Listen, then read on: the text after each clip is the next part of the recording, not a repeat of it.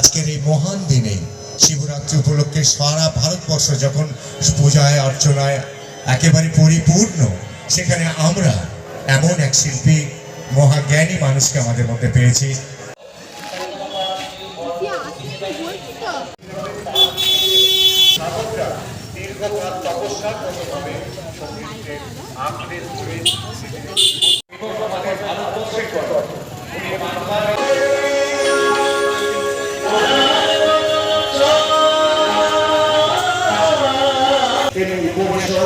এমন কোনো জায়গা নেই যে জায়গাতে না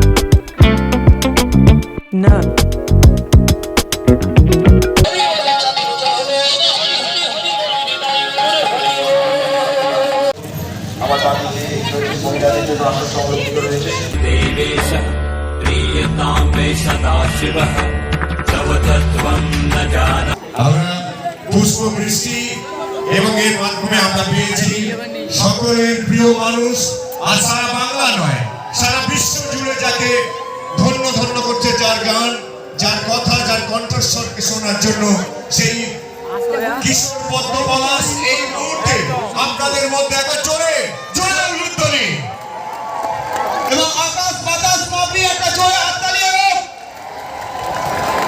এই আমাদের সকলের প্রিয় মানুষ, একেবারে আত্মার আত্মীয়, একাধারে সঙ্গীত সাধক, সাহিত্য বিশরদ এসে গেছে। সেই বিশ্বমানের মানুষকে আমরা আপনাদের মধ্যে উপস্থাপনা করতে পেরেছি।